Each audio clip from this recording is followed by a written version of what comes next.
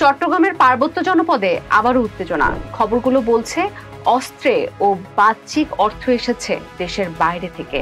সরকারের পক্ষ থেকে আশঙ্কা ও অভিযোগ উঠেছে, এসব হিংসা কি স্থানীয় সমস্যা নাকি কোনো আন্তঃরাষ্ট্রীয় পরিকল্পনার অংশ? সাম্প্রতিক দিনগুলোতে স্বরাষ্ট্র উপদেষ্টা উদ্বেগ প্রকাশ করেছেন, পার্বত্য অঞ্চলে ব্যবহৃত কিছু অস্ত্র বিদেশি উৎস থেকে এসেছে। এই অভিযোগটি ভয়ানক, কারণ এটি সরাসরি পার্শ্ববর্তী দেশের নাম টানছে। পার্বত্য চট্টগ্রাম অঞ্চলের ইতিহাস বহু তিক্ততা আর সাংস্কৃতিক দ্বন্দ্বে ভরা।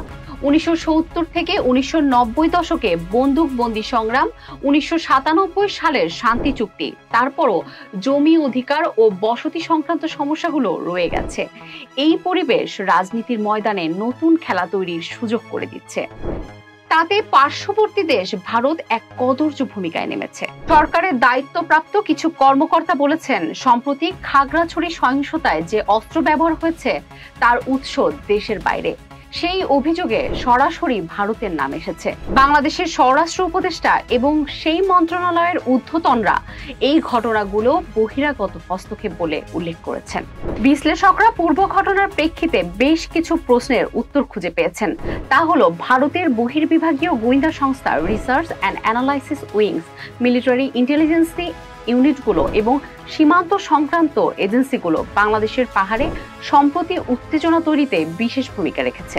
উত্তরের আসাম ও নর্থ ইস্টে সক্রিয় বিভিন্ন দল ও নিয়ন্ত্রিত প্রক্সি ব্যবহার করে বাংলাদেশের সীমান্তবর্তী পাহাড়ে অস্থিতিশীলতা তৈরি ভারতের প্রচলিত কৌশল। প্রক্সি এবং সীমান্তরক্ষী বাহিনী বিএসএফ এর মাধ্যমে ভারতীয় গোয়েন্দা সংস্থার বহুদিন ধরেই বাংলাদেশি পাহাড়ি সন্ত্রাসীদের অস্ত্র ও প্রশিক্ষণ দিয়ে আসছে। এই কাজে সম্প্রতি যুক্ত হয়েছে ভারতে থাকা আওয়ামী লীগ নেতাকর্মীরা। এই আওয়ামী লীগ নেতাদের হাতে রয়েছে প্রচুর কালো টাকা। বাংলাদেশকে অস্থিতিশীল করতে সেসব অর্থ ব্যয় করছে তারা। ভয়ানক ব্যাপার হলো, বাংলাদেশের পাহাড়ি সন্ত্রাসীদের হাতে রাশিয়ার তৈরি AK-47 এর মতো অত্যাধুনিক অস্ত্র এসে পৌঁছেছে। সেসব অস্ত্র ভারতের সামরিক বাহিনীর মাধ্যম ছাড়া অন্য কোনো উপায়ে পাহাড়ি সন্ত্রাসীদের হাতে আসার কথা নয়। সামরিক বিশ্লেষকরা স্পষ্টই বুঝতে পারছেন, ভারত তাদের শক্তির সর্বোচ্চ ব্যবহার করছে বাংলাদেশের বিভিন্ন অঞ্চল সহিংস করে তুলতে। এর আগে মালদ্বীপ, ভুটান ও নেপালেও ভারতের একই কৌশল দেখা গেছে। আন্তর্জাতিক গণমাধ্যমের রিপোর্টগুলো এই সম্ভাব্যতার দিকেই ইঙ্গিত করছে। সব মিলে সরকারি অভিযোগ, পুরানো ঘটনার রেকর্ড এবং আন্তর্জাতিক রিপোর্টগুলো একটি পরিষ্কার সম্ভাব্যতা। এ থেকে উঠে আসে ভারত সরকার তার প্রচলিত ঘৃণ্য কৌশল বাংলাদেশকে অস্থিতিশীল করার চেষ্টায় রয়েছে। তাতে মদত দিচ্ছেন বাংলাদেশ থেকে বিতাড়িত সাবেক প্রধানমন্ত্রী শেখ হাসিনা ও তার দল আওয়ামী লীগ। শেখ হাসিনা এবং আওয়ামী লীগকে পুনর্বাসনই এই মুহূর্তে ভারত সরকারের বাংলাদেশ নিয়ে মূল এজেন্ডা। বাংলাদেশের মানুষের আকাঙ্ক্ষার বিপরীতে ভারত সরকারের এই উদ্যোগ গত 2 দশক ধরে এ অঞ্চলে বেশ আলোচিত।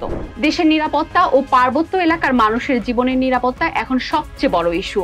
যে অভিযোগগুলো উঠেছে সেগুলো স্বচ্ছ তদন্তের দাবি রাখে। পাশাপাশি বাংলাদেশকে অশান্ত করায় ভারতীয় চেষ্টাকে রুখে দিতে কৌশলী সামরিক ও রাজনৈতিক পদক্ষেপ জরুরি বলেও মনে করেন বিশ্লেষকরা। আওয়ামী লীগের পুনর্বাসনের মরিয়া চেষ্টাও তাহলে রুখে দেওয়া সম্ভব হবে বলেও বিশ্লেষকরা মনে করছেন।